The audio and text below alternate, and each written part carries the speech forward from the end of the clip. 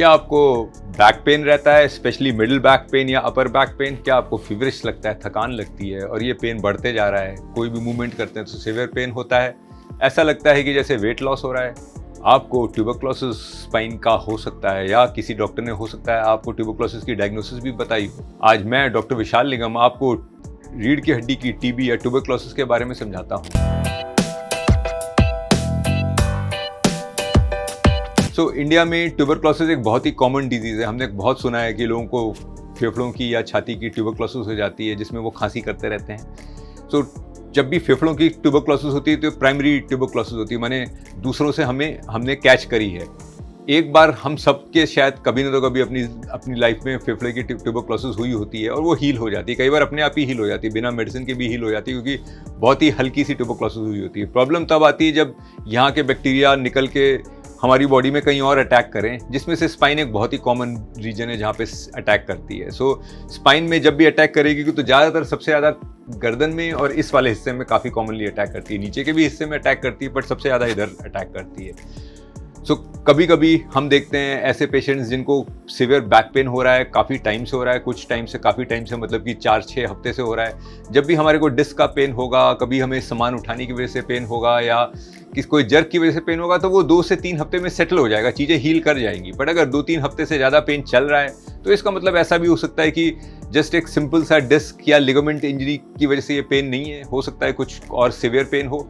Specially अगर आपको लगता है कि आपको थोड़ा हल्का हल्का सा फीवरिश लगता है रोज, ऐसा लगता है आपको कि आपकी भूख कम हो रही है, या ऐसा लगता है कि आपका वेट लॉस हो रहा है, आपको थकान सी लग रही है, तो इसको एकदम भी निगलेक्ट ना करें।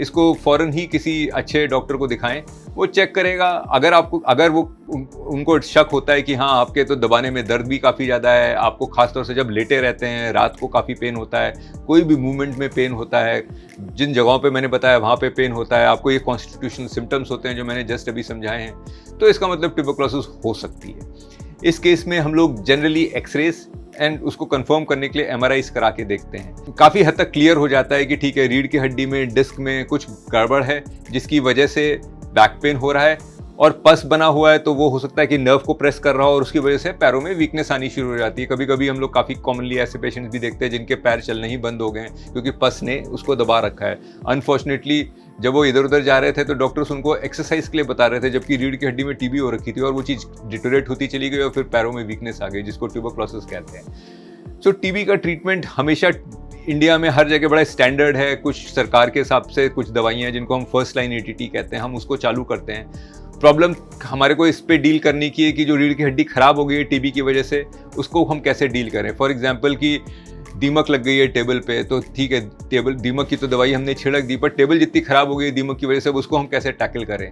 अगर हमें लगता है कि ठीक है ये बहुत ज़्यादा टेबल खराब नहीं हुई है, रीढ़ की हड्डी खराब नहीं हुई है, तो हम कुछ टाइम तक रेस्ट कराते हैं। टीबी की जब दवाइयों का जब इफेक्ट आ जाता है तो हम पेशेंट को फिर धीरे धीरे से बेल्ट पहन के चलना फिरना शुरू करा देते हैं। टीबी की दवाइयाँ हम थोड़े से लंबे टाइम के लिए चलाते हैं, कंपेयर टू चेस्ट की टीबी से हम लोग और लंबे टाइम के लिए चलाते हैं। 8 महीने 9 महीने, काफ़ी कॉमनली 1 साल तक चलाते हैं। बीच में 1-2 बार एमआरआई करा के भी देखते हैं कि जो मेडिसिन दी हैं उससे कुछ इंप्रूवमेंट आया है कि नहीं, कंपेयर करते हैं पुराने एमआरआई से कि कितना इंप्रूवमेंट आया है। बट अगर पैरों में वीकनेस आनी शुरू हो गई है, या यूरिन में प्रॉब्लम आनी शुरू हो गई है, पैरालिसिस आनी शुरू हो गई है, या फिर हम मेडिसिन दे रहे हैं पर इसके बाद भी पेशेंट जो है डिटेरियोरेट होते जा रहा है, या हमें स्पेशली डायग्नोसिस में थोड़ा सा डाउट है कि कहीं टीबी नहीं कुछ और तो नहीं है, तो उस केस में फिर हम सर्जरीज प्रेफर करते हैं। तो सर्जरीज में हम जनरली स्पाइन में जो भी पस की वजह से प्रेशर पड़ रहा है उसको हम रिलीज़ करते हैं जिससे कि स्पाइनल कॉर्ड फ्री हो जाए। जो भी पस या ख़राब हड्डी होती है उसको हम निकाल लेते हैं, उसकी बायोप्सी के लिए भेजते हैं। बायोप्सी में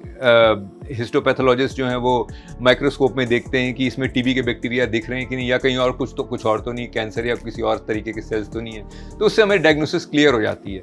जो पस निकलता है उसका हम लोग कल्चर भी कराते हैं, सेंसिटिविटी भी कराते हैं। कभी कभी ऐसा भी होता है कि आज की डेट में इंडिया में टीबी इतना कॉमन हो चुका है कि जो फर्स्ट लाइन एटीटी मैंने बताई थी, जो सबसे पहले हम लोग टीबी की दवाइयाँ शुरू करते हैं, उस पर टीबी की बैक्टीरिया पे कोई असर नहीं पड़ रहा होता है, तो हमें फिर सेकेंड लाइन एटीटी शुरू करनी पड़ती है जिसमें इंजेक्शंस और कुछ हार्ड ड्रग्स भी होती हैं जो हमें देनी पड़ती हैं। मेरा कहने का मतलब ये है कि ट्यूबरक्लोसिस एक अच्छी खासी सीरियस डिजीज़ है।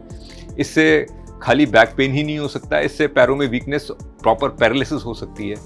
सर्जरी की ज़रूरत हमें काफ़ी कॉमनली पड़ती है, इसलिए कभी भी शक है तो इससे पहले कि हम पैरालिसिस वाली स्टेज पे पहुँचे तो फटाफट किसी अच्छे स्पाइन सर्जन को दिखाइए, डायग्नोसिस बनाइए, ट्रीटमेंट शुरू करिए, मोबिलिटी ना रखिए, रेस्ट करिए जब तक कि मेडिसिन से बोन्स थोड़ी सी स्ट्रांग नहीं हो जाएँ। और अगर वीकनेस आनी शुरू हो रही है तो ज़्यादा सोचने की ज़रूरत नहीं है, तब सबसे ज़रूरी चीज़ है कि फटाफट प्रेशर हटाएं नर्व्स में, क्योंकि एक बार नर्व्स ख़राब हो गई तो कई बार सर्जरी करने के बाद भी वो रिकवर नहीं होती हैं। एक पानी की ट्यूब में हमने इतने सालों से ईंट रख दी कि जब ईंट हटाई तो ट्यूब ही ख़राब हो गई है, वो फूल के ही नहीं दे रही है क्योंकि ट्यूब ही ख़राब हो गई है। तो इसलिए बहुत ज़्यादा प्रेशर हम स्पाइनल कॉर्ड पे ज़्यादा देना नहीं चाहते, क्योंकि अगर ज़्यादा प्रेशर हुआ तो कभी कभी प्रेशर हटाने के बाद भी वो स्पाइनल कॉर्ड इंप्रूव नहीं होगी और पता लगा वीकनेस आ जाएगी।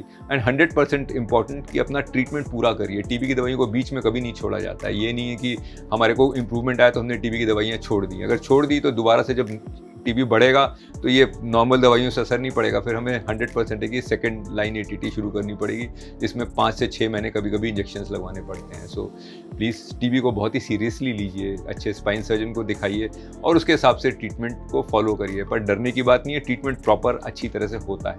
अगर आपको मेरा ये वीडियो पसंद आए तो प्लीज़ लाइक करिए, या आपको कोई प्रॉब्लम्स हैं, ट्यूबरकुलोसिस से आप अफेक्टेड हैं या आप इसका ओपिनियन लेना चाहते हैं तो मेरे नंबर पे या मेरे ईमेल पे मेरे से कॉन्टैक्ट करके मेरे को दिखा भी सकते हैं। Thank you so much.